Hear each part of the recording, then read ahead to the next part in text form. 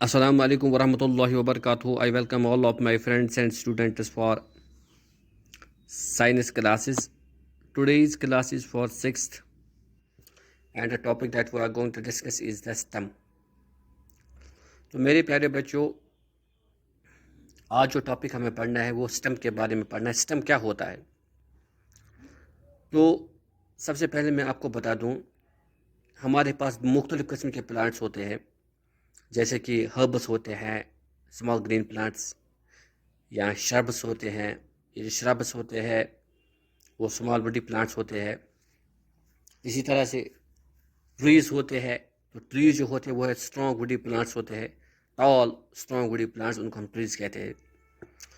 तो ये जो मुख्तलिफ़ किस्म के प्लांट्स होते हैं, जैसे हर्ब्स होते हैं, श्रब्स होते हैं या ट्रीज़ होते हैं, इनके कुछ पार्ट्स होते हैं, जैसे कि रूट्स होते हैं, स्टेम होता है, ब्रांच होते हैं, लीव्स होते हैं, फ्लावर्स होते हैं, फ्रूट्स होते हैं।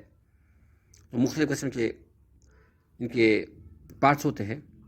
तो कुछ पार्ट जो होते हैं वो अंडरग्राउंड होते हैं, जैसे कि रूट होता है वो अंडरग्राउंड ज़मीन के अंदर होता है। और कुछ पार्ट जो होते हैं वो एरियल होते हैं। एरियल मीन्स जो ज़मीन के बाहर होते हैं, हवा में होते हैं, उनको बोलते हैं एरियल पार्ट और above the ground part of plant. तो ये जो पार्ट्स होते हैं प्लांट के, इनमें एक ही पार्ट होता है जिसको हम स्टेम बोलते हैं। तो ये जो स्टेम होता है ये प्लांट के लिए एक बेस होता है।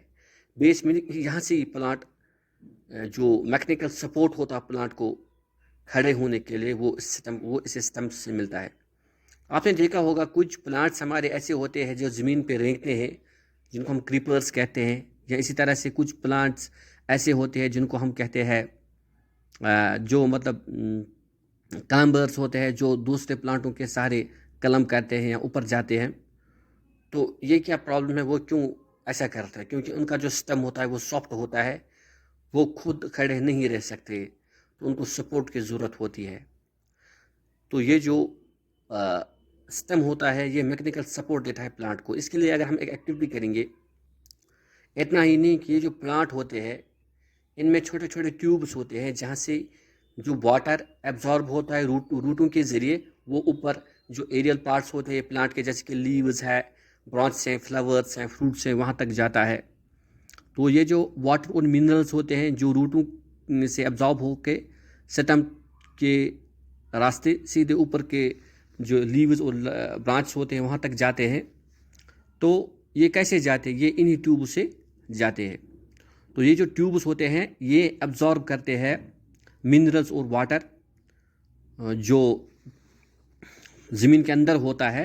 तो रूट्स उनको एब्जॉर्ब करते हैं, फिर इन्हीं ट्यूब के ज़रिए जो स्टेप में होते हैं वो ऊपर तक जाते हैं।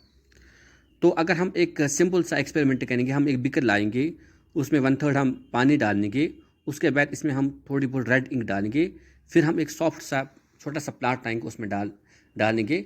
फिर इसको अगर हम अगले दिन चेक करेंगे, उसका जो स्टेम है उसका हम क्रॉस सेक्शन लेंगे, एक थिन क्रॉस सेक्शन लेंगे।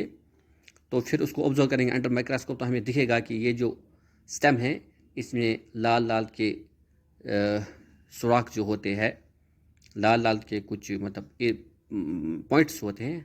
तो ये जो पॉइंट्स होते हैं ये ट्यूब्स होते हैं। इससे हमें ये भी पता चलता है कि ये जो स्टेम होता है इसमें छोटे छोटे ट्यूब्स होते हैं जहाँ से पानी ऊपर जाता है, जो एब्जॉर्ब करता है।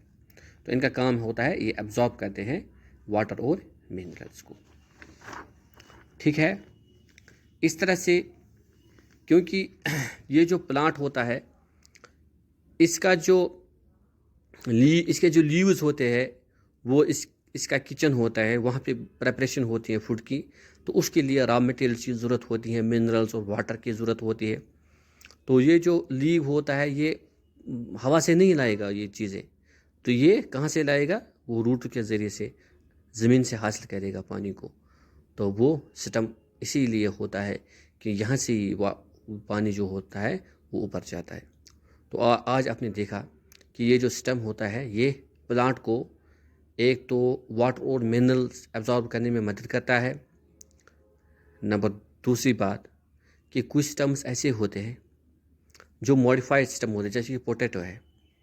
तो ये जो मॉडिफाइड सिस्टम होते हैं ये प्लांटों के लिए फूड एब्जॉर्ब करने में मदद करते हैं, फूड को स्टोर करने में मदद करते हैं। तो उनको कहते हैं हम modified stems. Thank you, my dear friends, for watching me.